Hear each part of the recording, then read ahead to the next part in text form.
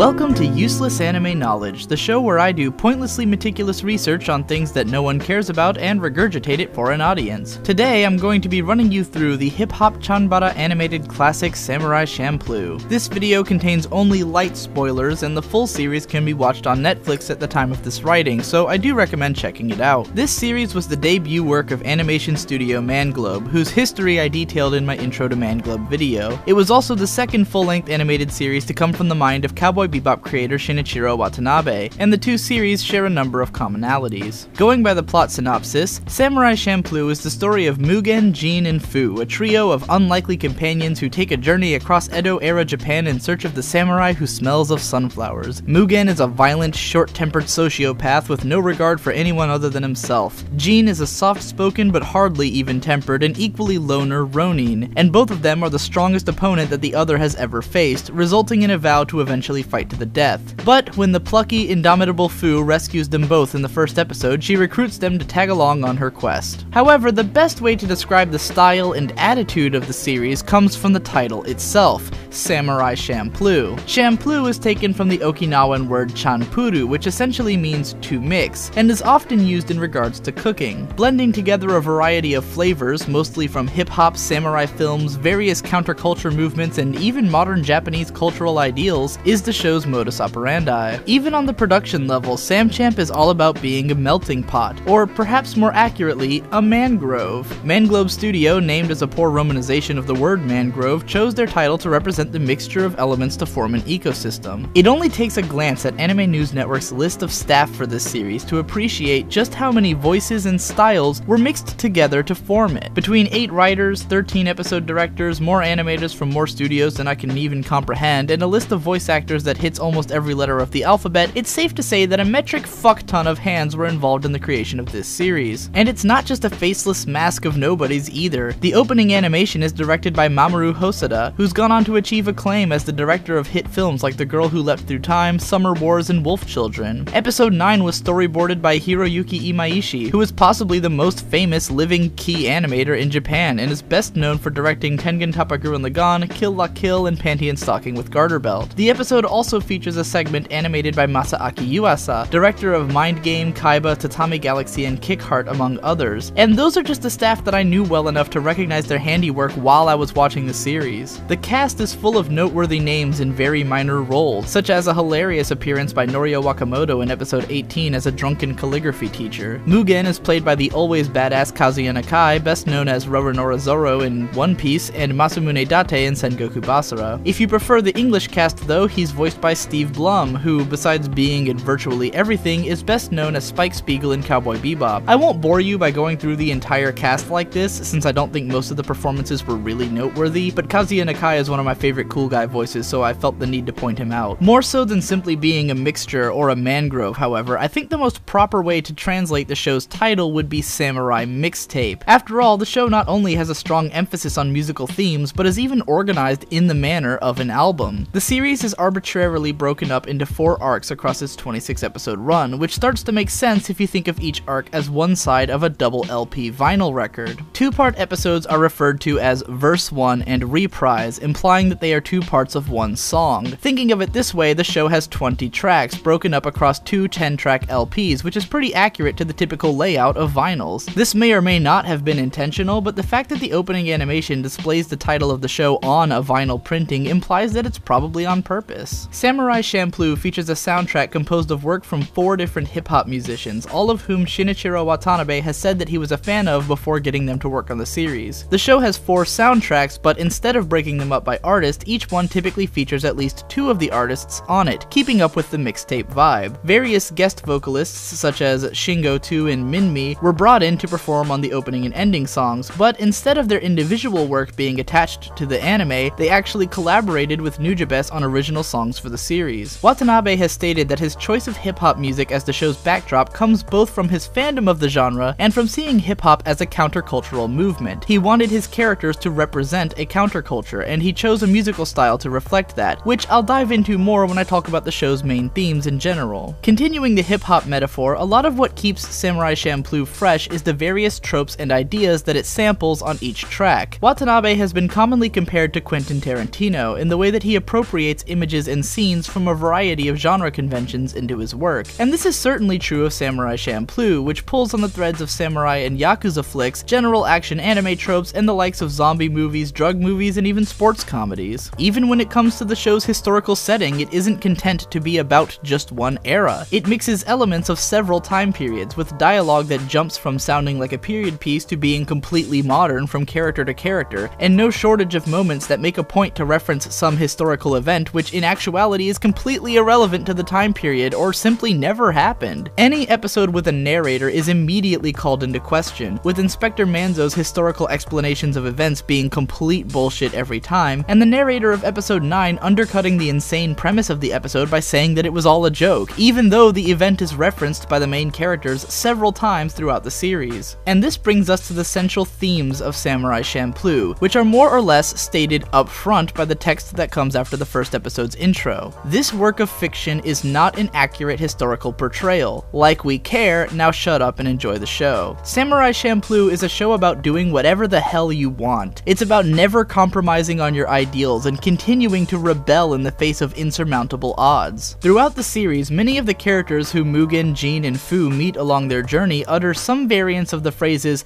"There's no other way," "This is all I can do," "I'm trapped," or "I have no choice." And what's brilliant about the show's structure is that it never moralizes at the viewer. Mugen and Jin are almost always apathetic or outright ignorant to the situations around them, and each of them has only one or two moments in the series in which they outright refute someone's claim that there is no other way. Fu doesn't really think on a moral level to begin with, and is more likely to get swept up in the situation as it happens. But even without the characters spelling out the message all the time, the show makes its values pretty clear through the resolutions of its conflicts. Characters who keep going on and on about their lack of choice tend to end up dead, or otherwise lose out in the end. Meanwhile, the few times that a character decides to take the reins on their life, they are typically rewarded. The best examples of this are in episodes 11 and 19, which both feature a woman in a trapped situation whom, upon deciding that she's through with giving in to destiny, finds her way to a happy ending. Meanwhile, the biggest contrast is in the mid-season two-parter, in which a girl's insistence that there's no other way has her betray her only friends, only to wind up with nothing in the end begging for death. By presenting the main characters as always down on their luck, broke, hungry, and vagrant, yet never losing their absolute rebellious spirit, the show suggests that the proper way to live is to spit in the face of the odds against you. As an extension on this theme, the show responds differently to each unique situation, even if it always comes to the same conclusion. In some situations, we really get the sense that there was nothing the character could have done, and we feel sullen at their misfortune. Other times, the show yells at characters who define themselves by their pain and refuse to move on with their lives. We're presented with so many different takes on the same kinds of scenarios because the show wants to display how there are so many ways that people can respond to being held down, and so many ways that events can play out. In this way, it has a surprisingly realistic and even-handed presentation of its ethical dilemma. What's truly great about Samurai Champloo's uncompromising stance is that the production of the series itself seems to stand for uncompromising artistic integrity. Mind you, much of what I'm about to explain is complete speculation that might be total bullshit in reality, but hear me out. Manglobe Studio was created when two producers who'd previously worked on some pretty weird shows for the powerhouse studio conglomerate Sunrise left to go do their own thing. Now, between its many studios, there's no question that Sunrise works on all kinds of anime and continued to produce some pretty out there original stuff even after these guys left. But it's also true that Sunrise is one of the most commercial studios out there, having been bought by Bandai in the late 90s and producing shitloads of mecha anime for the sake of selling toys. These producers hailed from Sunrise Studio 7, which had been responsible for the Brave franchise throughout the 90s, which is a series that revolved entirely around toy pushing. After the Brave series more or less capped off with Gao Gaigar, they produced the incredibly strange and dark spin-off series Better Man and Gao Gaigar Final shortly before leaving the studio. Now, I've heard rumors in the past about how difficult it is for a Shinichiro Watanabe series to get greenlit for production due to the high costs typically involved, and I also know that it's extremely rare in the anime industry for a studio to take any risks. Manglobe's formation in 2002 happened right around the time that Cowboy Bebop would have been finding its way to massive exposure in the West, and the groundswell of the Western DVD market was just starting to begin. So here's my theory. I think that Shinichiro Watanabe had an idea for a show which Sunrise didn't want to take. I think that the Manglobe producers had faith in the idea and wanted to create something with artistic integrity instead of giving in to the same old rigmarole of the anime production business. They poured as much money and effort into the project as it needed, banking on the series' ability to become a hit in the West as Cowboy Bebop had done just a couple of years earlier. And if this truly was their plan, it totally worked. Samurai Champloo premiered on Fuji TV in Japan and ran for 17 episodes before it was moved to a satellite version of their channel and a later time slot, effectively paywalling it. When they did this, they actually reran the entire first 17 episodes of the show before getting to the new ones. I've only found speculation on why this was done, ranging from some saying that the show was deemed too adult for pre-midnight broadcast, since that would be similar to the fate which befell Evangelion in its original run, to others stating that it was due to low ratings. Personally, I'm more inclined to believe that it was done intentionally, especially because the same network did the same thing to Cowboy Bebop when it was on the air. I know that American stations like AMC frequently break their seasons into two parts, putting a gap between them because the hype generated for the mid-season premiere tends to boost ratings, but it seems like an entire 17 weeks would be long enough to kill interest in the series. I noticed that the start of episode 18 has a few brief images of exposed breasts, which led me to suspect that the animators knew this change was going to happen and took the opportunity to put in something that they could only get away with on the late night block. I've heard that the DVD sales for the series weren't especially high in Japan, so either way it seems like the show wasn't a massive success at home. Again though, this is entirely speculation. What I do know is that Samurai Champloo aired on Adult Swim less than a year after the show concluded in Japan, and took nearly a year to broadcast here due to forced concurrence with the release of Geniion's DVDs. It later aired in France, Spain, Australia, Germany, Poland, Latin America, Canada, Portugal, and probably even more places not documented on Anime News Network. The series spawned no shortage of merchandise, from obvious stuff like wall scrolls and t-shirts to collector's items like replica swords. There was a 2-volume tie-in manga which was about as pointless as you'd expect from an anime tie-in, but at least the art is decent. There was also a video game developed for the PlayStation 2, which is actually worth taking a moment to discuss. Samurai Champloo Sidetracked was developed by Grasshopper Manufacture and directed by Suda51, the man responsible for Killer 7, No More Heroes, Shadows of the Damned, and Lollipop Chainsaw, among others. No games developer has ever had the word auteur mentioned alongside their name as many times as Suda51, so if anyone could be expected to elevate an anime tie-in game above totally shallow mediocrity, it would be him. As to whether or not he succeeded,